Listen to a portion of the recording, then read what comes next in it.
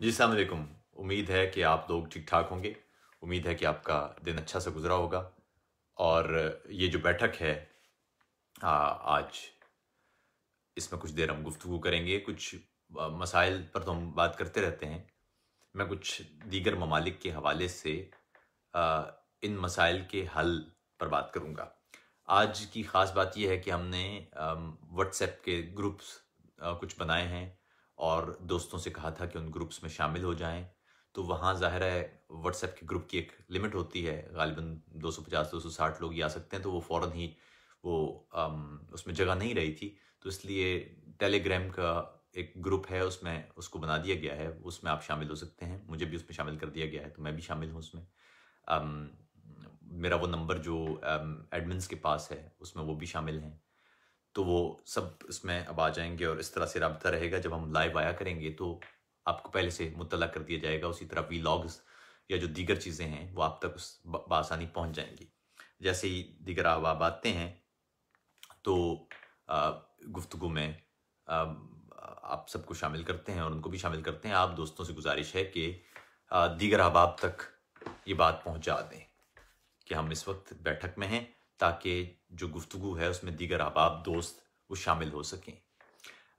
इस बैठक की बुनियादी वजह ये होती है और मैं कोशिश करता हूँ कि अगर वक़्त मिल सके तो किसी तरह से कुछ देर के लिए आधा घंटा या 40 मिनट आपसे बात हो सके, ताकि मीडिया में आपने एक ख़ास रुझान देखा है कि अ, कुछ बयानियों पर बात ही नहीं हो सकती। हमारे बुनियादी मसाइल पर वहाँ बात होना मुश्किल नज़र आता है। उसकी वजूहात बहुत सारी हैं, लेकिन अहम बात मैंने गुज़िश्ता रोज़ भी आपसे इस बैठक में बात की थी कि जो अहम मसाइल हैं, जो हमारे बुनियादी मसाइल हैं, उन पर बात होती हुई आपको नज़र नहीं आती। वहाँ पर आपको टेलीविज़न चैनल पर मारूफ़ बयानिए या मकबूल बयानिए, उन पर तो बात होती हुई नज़र आती है। वहाँ पर आपको अ, सुबह के वक़्त अगर आप किसी भी टीवी चैनल का मॉर्निंग का शो देखें, तो आपको लगता है जैसे इस मुल्क में रावी चैन ही चैन लिख रहा है। शाम के वक़्त आपको लगता है, आप देखते हैं टेलीविज़न चैनल्स पर कि अ, पंजाबी स्टेज ड्रामों के बहुत सारे अदाकार वो मौजूद होते हैं और जो अहम खबरें होती हैं, उनका मज़ाक उड़ाया जाता है। अ, इसका मतलब ये नहीं है कि मैं वो जो आर्टिस्ट हैं, उनकी कोई अ, अहमियत से इनकार कर रहा हूँ, बहुत अहम हैं। जो फ़नकार होते हैं या ख़ास तौर पर जो मज़ाह पैदा करते हैं, वो यकीनन बहुत अहम हैं और माशरे के लिए बहुत ज़रूरी भी हैं। लेकिन अहम बात उससे भी ज़्यादा ये है कि अ, जो बुनियादी मसाइल हैं, कम से कम उन पर तो बात हो, और वो जब तक नहीं होगी, उसका एक नुकसान होगा, और वो नुकसान ये है कि मुख्तलिफ इलाकों के लोगों को दूसरे इलाकों के लोगों के बारे में या उनके हालात के बारे में या उनके मसाइल के बारे में इल्म ही नहीं हो सकेगा। अब आप जानते हैं दुनिया में बहुत सारे बड़े-बड़े ममालिक मौजूद हैं, और ख़ास तौर पर ऐसे जो बड़े ममालिक होते हैं या जहाँ बहुत सारी कौमियतें या बहुत सारी या ज़ुबानें या रंग और नस्लें होती हैं, वहाँ पर एक ख़ास चीज़ आप देखते होंगे, और वो ये कि एक इलाके के लोगों को दूसरे इलाके के बारे में कुछ मालूमात ज़रूर दी जाती है। स्कूलों की की सतह पर या अ, रियासती सतह पर या मीडिया के तौर पर लोग एक दूसरे को जानते हैं। हमारी हालत ये है कि हमारा मुल्क बहुत छोटा-सा है, लेकिन 200 मिलियन आबादी के साथ ज़ाहिर है ये इतना छोटा मुल्क भी नहीं है, एक बड़ा मुल्क है इस लिहाज से। लेकिन यहाँ पर जो पंजाब के लोग हैं, उनमें से कितनों को पश्तो आती है, या जो पश्तून हैं, उन्हें कितनों कितनों को बलोची ज़ुबान आती है, या जो बलोच हैं, उनमें से कितनों को पंजाबी ज़ुबान आती है, या जो गिलगित-बल्तिस्तान के लोग हैं, उनमें से कितनों को दूसरी ज़ुबानें आती हैं। या आपको कितने अफ़राद में से लोग होंगे जिनको गिलगित-बल्तिस्तान या दीगर इलाकों की कोई ज़ुबान आती होगी। तो लोग एक-दूसरे से एक लिहाज से कटे हुए हैं। उसकी वजह ये है कि जो ब्रिज कर सकता है मीडिया, उस अंदाज से वो ब्रिज नहीं कर पा रहा, और ये मेरे ख्याल में दुख की बात है। और इसीलिए मुतबादिल के ज़रिए हम कोशिश करते हैं कि मुख्तलिफ कौमियतों, इस वक्त देखें ना, यहाँ पर इस वक्त जो लोग बैठे हुए होंगे, उनका ताल्लुक मुख्तलिफ कौमियतों से है, मुख्तलिफ रंगों से है, मुख्तलिफ नस्लों से है, और वो बैठे हुए हैं, बात कर रहे हैं। इसमें कुछ अहबाब ज़ाहिर है आके शामिल हो जाते हैं, जिनका काम ये होता है कि वो हर सूरत में रख ना डालें या चीज़ों को ख़राब करें, या जिनका रवैया गाली गलोच वाला होता है, या जो चाहते हैं कि इल्मी अंदाज से गुफ्तगू ना हो पाए, ये सारे वही लोग हैं जो जो पूरा दिन मीडिया देखते हैं और जो मीडिया पर देखते हैं उसको वाहिद सच मान लेते हैं। याद रखिएगा, फ्रेमिंग का तरीका ये होता है, फ्रेमिंग में जो खबरें दी जाती हैं वो ज़रूरी नहीं होता कि गलत हों, होता सिर्फ ये है कि वो खबर का सिर्फ एक हिस्सा आपकी नज़र में आपके सामने पेश करते हैं, दूसरा हिस्सा या बाकी उसके अवामिल वो आपसे छुपा दिए जाते हैं। इसकी मिसाल इस तरह से है कि आप एक कमरे में हैं और कमरे में बाकी सारी खिड़कियां बंद कर दी जाएं, सिर्फ एक खिड़की से आपको दुनिया दिखाई जाए, तो आपकी नज़र में दुनिया सिर्फ वो होगी जो उस खिड़की से नज़र आती है। बाकी उस कमरे के अतराफ में जो इलाका है, जो ज़मीन है, जो लोग हैं, जो सकाफतें हैं, जो रंग हैं, वो आपको नज़र नहीं आएंगे, या उस खबर की आसपास के अवामिल या सियाक या सबाक वो आपको दिखाई या सुनाई नहीं देगा। और इसलिए जब आप अपनी राय बनाएंगे तो आप सिर्फ उस खिड़की से नजर आने वाले मंजर के तहत अपनी राय बनाएंगे। इसलिए होता यह है कि मार्केट जो मीडिया है उसकी डेफिनेशन या तारीफ ये है, a free market place of ideas, यानी मुख्तलिफ ख्यालात की आज़ाद मंडी। लेकिन जब आप मुख्तलिफ ख्यालात की इस आज़ाद मंडी को आज़ाद नहीं रहने देते, यानी वहाँ पर मुख्तलिफ ख्यालात, मुख्तलिफ तरह के मनाजिर नहीं आते, बल्कि आप एक कंट्रोल तरीके से एक ख़ास तरह का मंजर पेश करते हैं, तो उसका नुकसान ये होता है कि जो उस मीडिया पर तकिया किए हुए होते हैं वो अफराद फिर अपनी बात समझ नहीं पाते या दूसरों की बात नहीं समझ पाते। अच्छा, एक और चीज़, वो बात जो मुझे आपसे आज ज़रूरी करना है वो ये कि इससे पहले भी आपने देखा होगा बहुत सारे लोगों को ये एहतमाल भी होने लग जाता है हमारे यहाँ कि हम जब कानूनी या दस्तूरी बात करते हैं तो लोगों के दिमाग में ये है कि आप दस्तूरी बात सिर्फ उस वक्त कर सकते हैं, या आप किसी शख्स की या किसी मजलूम की हिमायत सिर्फ उस वक्त कर सकते हैं जब आपका ताल्लुक उस कबील से हो, उस बरादरी से हो, उस कौम से हो। ये बड़ा अजीब मामला है। यानी अगर आपने बलोचों के हुकूक के लिए बात की तो कोई शख्स आपसे आके ये नहीं कहेगा कि आपके मौजू क्या है, क्यों बात हो रही है, इसमें हकायक क्या हो सकते हैं, मसाइल क्या हैं। नहीं, वो ये कहेगा कि आपका ताल्लुक यकीनन बलोच बरादरी से है। या अगर आप पश्तूनों के हवाले से कोई बात करेंगे तो मुझे तो कई दफ़ा पैगामात मौसूल हुए कि आप यकीनन पश्तून हैं या आप यकीनन अफ़गान हैं, हालांकि मैं पंजाबी। उसी तरह अगर आप हज़ारा बरादरी के बारे में बात करें तो इसी तरह का एक पैगाम मौसूल हुआ कि आतिफ भाई आपकी शक्ल हज़ारा लोगों की तरह है, तो आप यकीनन हज़ारा हैं। और इसका मतलब ये है कि अगर आप किसी मजलूम के बारे में बात करेंगे, हुकूक के बारे में बात करेंगे, तो आपका ताल्लुक उससे होना चाहिए। साहब, मैंने तो म्यांमार के रोहिंग्या के लिए भी बात की, तो क्या मैं रोहिंग्या हूँ? या फ़लस्तीन के हवाले से भी बात हुई तो क्या मेरा ताल्लुक फ़लस्तीन से है? कश्मीर के हवाले से बात हुई तो क्या मेरा ताल्लुक कश्मीर से होना ज़रूरी है? सिंकियांग चीन में जो उइगुर मुसलमानों के साथ ज़्यादती हो रही है, हमने उस पर भी बात की, तो क्या मेरा ताल्लुक उइगुरों से है? या जनूबी सूडान में जो कत्लो गारत गरी हो रही है उस पर बात हुई तो क्या मेरा ताल्लुक जनूबी सूडान से है? या सोमालिया में अल-शबाब के हाथों जो हज़ारों इंसान तबाह हुए, क्या मेरा ताल्लुक सोमालिया से है?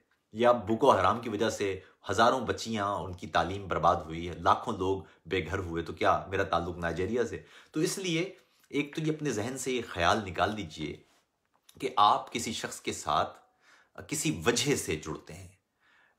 मेरा ताल्लुक अरब से तो नहीं है, ना मेरा ताल्लुक अहले तशय्युअ से है, ना मेरा ताल्लुक खानवादाए पैगंबर से है, लेकिन करबला के मामले में आप हुसैन के साथ क्यों खड़े होते हैं? आपका कोई ज़ाती ताल्लुक है या कोई रिश्ता है?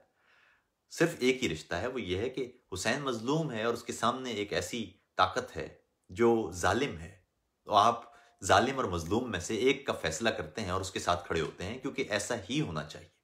तो एक बात तो समझ लीजिए कि ज़ाती रिश्तेदारी आपकी नहीं होती।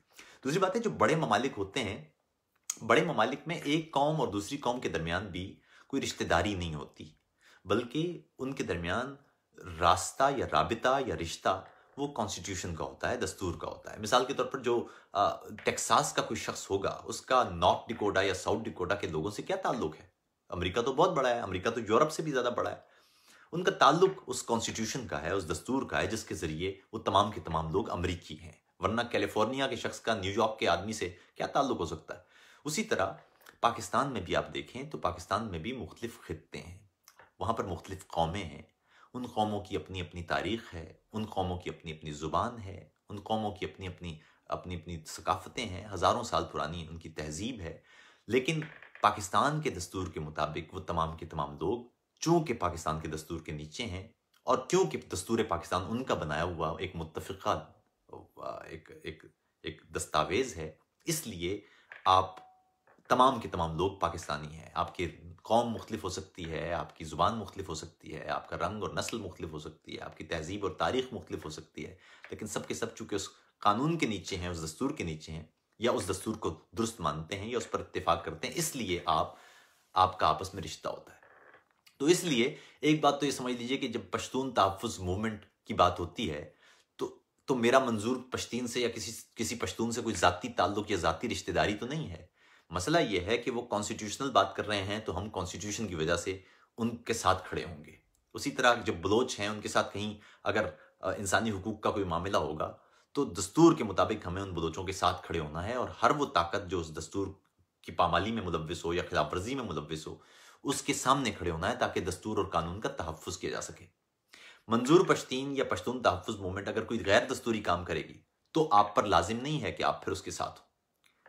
वो पिछले साल से लेके आज तक जो उनकी डिमांड्स हैं, वो ऐन दस्तूरी हैं, वो कानून के मुताबिक हैं, उसमें किसी तरह का कोई मुसल्ला उन्सुर शामिल नहीं है, वो किसी तरह के तशद्दुद में मुलव्विस नहीं है, वो पुरअमन तरीके से अपनी जद्दोजहद जारी रखे हुए हैं। इसलिए पाकिस्तान के खित्ते पर रहने वाले तमाम अफराद की ये जिम्मेदारी है कि वो जब तक अपने इस पुरअमन या गैर मुसल्ला या गैर मुतशद्दिद रास्ते पर हैं, आप उनके साथ मौजूद रहें। ये बुनियादी मामला है। दूसरी बात ये समझ लीजिए, और यहाँ बहुत सारे दोस्त हैं, अभी एक दोस्त ने मैसेज किया कि जी आप इंडियन हैं। मैं 5000 साल से इंडियन हूँ। सिर्फ 1947 में पाकिस्तान बनने के बाद से मैं पाकिस्तानी हूँ। लेकिन जिस तरह कोई सैयद है, वो 1400 साल से 1500 साल से अगर सैयद है तो उसका ताल्लुक खानवादा रसूल से है। उसी तरह ये ज़मीन जिसको हम आज, इस इलाके को जिसको हम आज पाकिस्तान कहते हैं, 1947 के बाद ये सदियों हज़ारों साल से ये पूरे का पूरा खित्ता हिंदुस्तान था। तो आप मुझे इस लिहाज से हिंदुस्तानी ज़रूर कह सकते हैं क्योंकि मैं राजपूत हूँ, मेरी 5000 साल की तारीख़ है और 5000 साल की तारीख़ में मैं 1947 तक हिंदुस्तानी ही था। 1947 के बाद जब तकसीम हो गई, तो तकसीम के बाद मैं जिस हिस्से में पैदा हुआ हूँ वो चूँकि पाकिस्तान है, तो इसलिए मैं पाकिस्तानी हूँ। लेकिन इसका मतलब ये नहीं है कि मेरी सदियों की तारीख़ और तहज़ीब वो इतनी आसानी से तब्दील हो सकती है, वो इस तरह से तब्दील नहीं हो सकती। तो इसलिए एक बात तो ये समझ लीजिए कि ये किसी सूरत ये जो लेबलिंग है ना कि अगर कोई शख्स हुकूक की बात करेगा तो उसका ताल्लुक फलां से होगा, इससे आप बचें। उसी तरह आपने देखा होगा कि इंतखाबात के दौर में बहुत सारे लोगों को यह एहतमाल भी हुआ कि आतिफ भैया आप कोई नवाज शरीफ की हिमायत कर रहे हैं। साहब, नवाज शरीफ की हिमायत का सवाल ही पैदा नहीं होता, इसलिए कि सिर्फ 2 साल पहले अगर आप जाके वीलॉग्स और मेरे कॉलम्स देखें तो आपको लगेगा कि मैं तो इंतहाई खिलाफ हूँ नवाज शरीफ के। उससे पीछे चले जाएं तो आपको लगेगा, जब जरदारी की हुकूमत थी तो आपको लगेगा कि मैं शायद कोई पीपल्स पार्टी के बहुत खिलाफ हूँ। उससे पहले मुझे याद है 1999 में जब मार्शल लॉ लगाया था मुशर्रफ ने, तो उस वक्त मेरी उम्र कोई 19-20 बरस के करीब थी। और मुझे याद है कि अब मेरे आसपास दोस्त अहबाब उस वक्त मुशर्रफ के नगमे गा रहे थे, और बल्कि कई लोगों ने तो जब वो मार्शल लॉ लगा था तो मिठाइयाँ भी बांटी थी। और उस वक्त मैंने वो नज़्म लिखी थी, शुक्रिया। तो आपको खुद मालूम होगा कि 20 साल के या 19 साल के उस बच्चे को भी मालूम था कि आगे क्या होने वाला है या क्या हो सकता है। कोई शख्स वो कितना ही नेक क्यों ना हो जाए, कितना ही अच्छा क्यों ना हो जाए, अगर वो दस्तूर तोड़ के हुकूमत पर कब्जा करता है तो मेरी निगाह में वो कभी भी अच्छा नहीं हो सकता। क्योंकि उसूल याद रखिए कि फ़लसफ़े में या अखलाकियात के फ़लसफ़े में 2 रास्ते हैं। एक रास्ता ये है कि अगर आपका अमल बहुत बुरा है लेकिन उसका नतीजा अच्छा निकला है तो आपने अच्छा काम किया है, या अगर आपका अमल बहुत अच्छा था लेकिन उसका नतीजा बहुत बुरा निकला है तो आपने बुरा काम किया है। दूसरा फ़लसफ़ा ये है कि आपका नतीजा कुछ भी निकले, अगर आपका अमल अच्छा था तो वो अच्छा काम है, आपका नतीजा कितना ही क्यों ना बुरा हो, लेकिन अगर अमल अच्छा था तो अच्छा है, और आपका नतीजा कितना ही अच्छा क्यों ना हो जाए, अगर वो अमल बुरा था तो वो एक बुरा काम था। तो मेरी निगाह में मैं दूसरे फ़लसफ़े को मानता हूं कि अमल की ज़्यादा अहमियत जो है वो है, नतीजे की अहमियत नहीं है। हम जो बात कर रहे हैं वो ज़्यादा अहम है, जो बात कर रहे हैं वो दुरुस्त होनी चाहिए, जो हम अमल कर रहे हैं वो दुरुस्त होना चाहिए। नतीजा फिर कुछ भी निकले, अगर आपका अमल दुरुस्त है तो नतीजा बुरा भी निकले तो भी चलेगा। लेकिन अगर आपका अमल ही बुरा हुआ, नतीजा कितना ही अच्छा क्यों ना हो जाए, वो कोई अच्छा काम नहीं हो सकता। तो मुशर्रफ ने मार्शल लॉ लगा के पाकिस्तान के दस्तूर को मनसूख करके जो अमल किया वो अमल ही दुरुस्त नहीं है। उसके बाद वो कुछ भी कर ले, उसका नतीजा अच्छा नहीं निकल सकता। तो इसलिए एक बात तो ये समझ लीजिए। तो मैं बता ही रहा था कि पिछले साल इंतखाबात से कबल जब मैं बहुत सारे वीलॉग्स कर रहा था और मुसलसल आपसे करीब कोई रोजाना ही गुफ्तगू होती थी, उस वक्त बहुत सारे लोगों ने समझा कि आतिफ भैया आप शायद नवाज शरीफ की हिमायत कर रहे हैं। नवाज शरीफ की हिमायत नहीं थी, बल्कि वो स्लोगन की, मैंने कई दफा उसमें बताया भी कि वो जो बयानिया है कि इस मुल्क में अब पुराने रास्ते तर्क करके हमें दस्तूर की बालादस्ती और वोट की इज्जत उसको यकीनी बनाना है, ये वो बयानिया था जिसको मैं समझता था या समझता हूं कि वो दुरुस्त बयानिया है इस मुल्क के लिए। इस मुल्क में साफ और शफाफ इंतखाबात होने चाहिए। ये मुल्क इस कौम का है, इस कौम से दरखास्त होनी चाहिए या इस कौम को ये इख्तियार होना चाहिए कि वो अपने अपने लिए किसी भी रहनुमा का तयन करे। ये जो आपको दानिश्वर टीवी पर मिलते हैं जो ये कहते हैं कि जी देग की पता नहीं बिरयानी की प्लेट पर वोट दे देते हैं, या हलवे की प्लेट पर, या बोटी वाली बिरयानी पर वो वोट दे देते हैं, तो ये उनका मुल्क है और उन्हें यह हक हासिल है कि वो जिस पर चाहे वोट दे सकते हैं। कोई किसी सूरत में इस पाकिस्तानी कौम से मावरा नहीं हो सकता। तमाम इदारे इस कौम के नीचे हैं, बल्कि तमाम इदारे इस कौम के लिए हैं। अगर ये कौम गलत फैसला करती है तो इसका मुल्क है, वो अपने मुल्क के बारे में वो जब गलत फैसला करेंगे तो इसी से गलत कर करके ही सीखेंगे। जमहूरियत एक पूरे तसलसल का नाम है, और उसकी मैं मिसाल भी आपको भी थोड़ी देर में दूंगा कि किस तरह से हमने हमारे सामने, आंखों के सामने, एक मुल्क जिसने इस्लाहात की, ये जो मार्शल लॉ और फौजी डिक्टेटरशिप और एस्टेब्लिशमेंट के जंगल से निकला, तो किस तरह वो कामयाब होते हुए दुनिया के स्टेज पर वो नजर आना शुरू हो गया। उस पर मैं अभी बात करूंगा। तो पहली बात तो ये है कि नवाज शरीफ से कोई जाती मरासिम तो मेरे हैं नहीं, ना नवाज शरीफ की कोई जो पिछली सियासत है उस पर हमने तनकीद में कभी कोई कमी छोड़ी है। आज की ही बात देख लीजिए, मुझे अगर आप में से कई लोगों ने ट्विटर पे देखा हो, मुझे फॉलो किया हो, तो आज ही की बात है कि खबर थी कि जो मिलिट्री कोर्ट्स हैं उनके हक में नवाज शरीफ की जो पार्टी है नून लीग, उसने फैसला दिया है और इस मामले पर पीपल्स पार्टी अकेली रह गई है। और इस पर मेरा जो स्टांस है वो आप ट्वीट में देख सकते हैं, और मैंने लिखा था कि नून लीग के पुश्त पर बहुत भारी बोझ है माजी का, और ये जमात कभी भी बहुत तवील रास्ते तक दुरुस्त सिमत में नहीं चल सकती। इसका मतलब यह है कि जमात एक दफा फिर गलत काम कर रही है, मिलिट्री कोर्ट्स या फौजी अदालतों के हक में फैसला देगी। मिलिट्री कोर्ट्स या फौजी अदालतें जंगी इलाकों के लिए होती हैं, और ये जो सो कॉल्ड जंग का माहौल कायम है, ये जंग का माहौल किसी सूरत कायम नहीं रहना चाहिए, इसलिए कि इस मुल्क में दस्तूर कायम है। और ऐसे हालात नहीं है, कोई किसी दूसरे मुल्क ने हमला नहीं कर दिया कि आप फौजी अदालतों के जरिए कर सकते हैं। अगर अदालतों में कोई कोताही है तो उनको अदालतों को मजबूत करें। एक और चीज मैं अक्सर आपसे बात करते हुए, मैं पहले भी अर्ज कर चुका हूं, वो फिर अर्ज करना चाहता हूं। एक बात तो ये समझ लीजिए कि हमारे यहाँ एक नोशन है, एक गुफ्तगू है कि एक अमूमी बात आपने सुनी होगी कि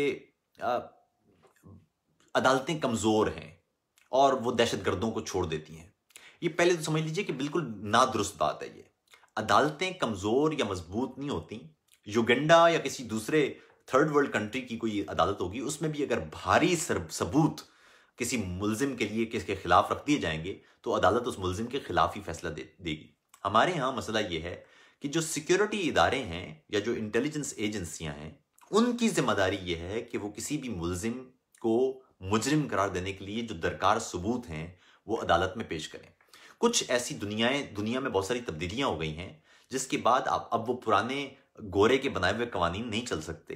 अब आपके पास कैमराज हैं, अब आपके पास सैटेलाइट कम्युनिकेशन है, अब आपके पास बहुत सारी जदीद टेक्नोलॉजीज हैं। इनके जरिए आप किसी भी मुल्जिम को मुजरिम साबित करने के लिए दरकार शवाहिद इकट्ठे कर सकते हैं।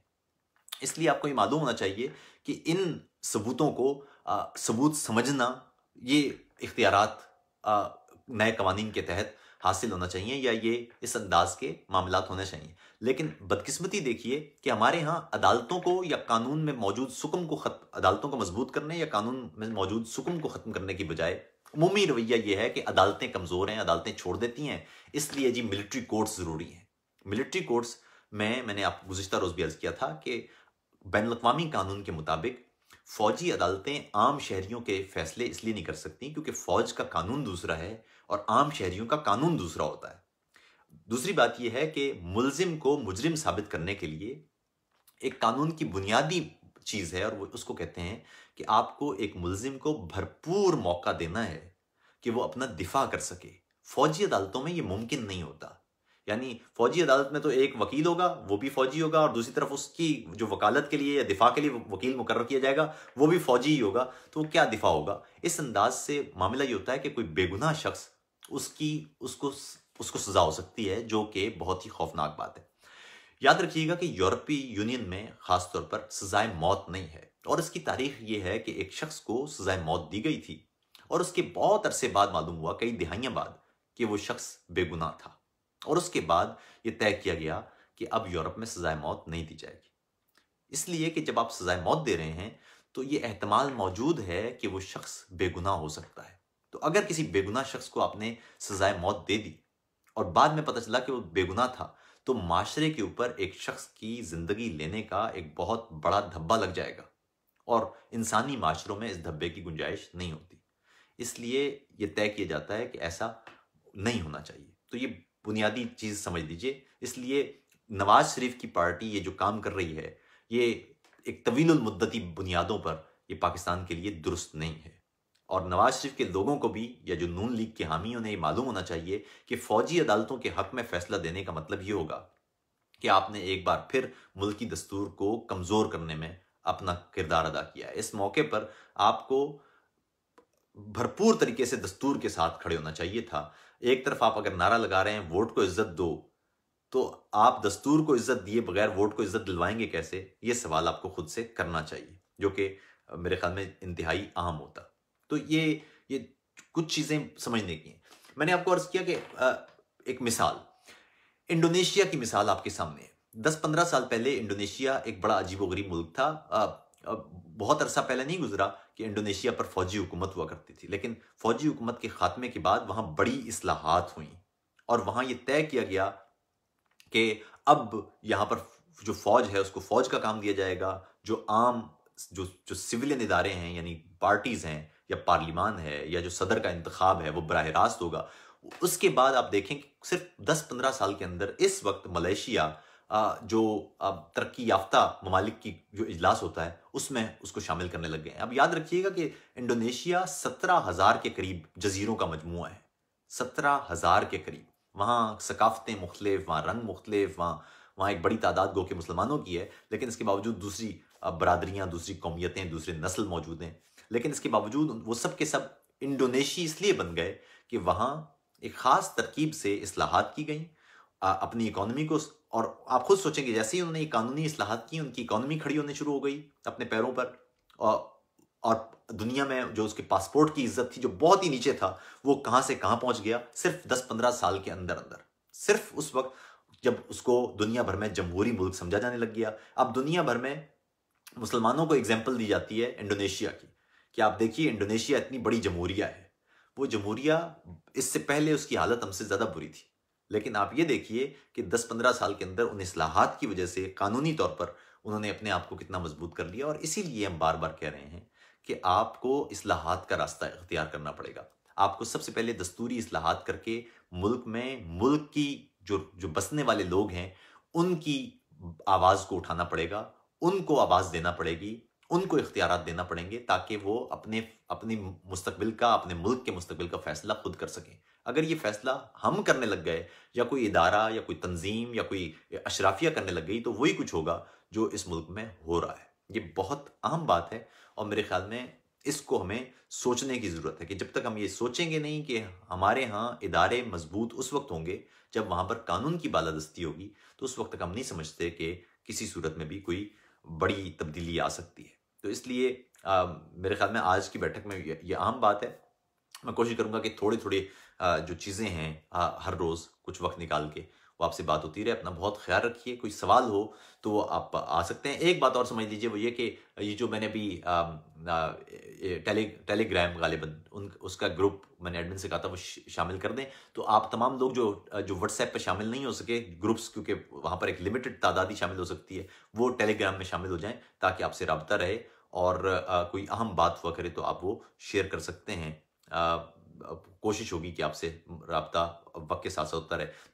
दूसरी बात यह है कि मुतबादिल को अब धीरे धीरे हम टीवी की तरफ लेके जाएंगे। आप ये जो ग्रुप्स आप बनते चले जा रहे हैं, इनकी बुनियादी वजह यह है कि आप खुद फिर अपने इलाके की खबर मुतबादिल तक पहुंचा सकेंगे। मुतबादिल की पूरी टीम मौजूद है, वो फिर देख सकेगी कि जो चीज़ें जो लोकल मीडिया है या आम मीडिया है वो नहीं दिखा सकता, वो फिर मुतबादिल के ज़रिए हम लोगों तक पहुंचा सकेंगे, ताकि एक जमहूरी और एक तरक्की याफ्ता मुल्क के लिए हम लोगों में शऊर पैदा करें, ताकि एक दस्तूरी और जमहूरी रियासत के लिए हम रास्ता हमवार करें, ताकि मुख्तलिफ सियासी जमातें उनकी गलत कामों पर हम उन पर तनकीद कर सकें एक वॉच डॉग की तरह, ताकि एक बेहतर और एक पुरसकून और एक पुरअमन मुल्क का रास्ता वो हमवार किया जा सके, ताकि जमहूरियत और इंसानी हुकूक की सूरत हाल बेहतर हो सके। अपना ख्याल रखिएगा और आपसे राबिता व्हाट्सएप ग्रुप्स की सूरत में या टेलीग्राम ग्रुप में वो होता रहेगा। आदाब।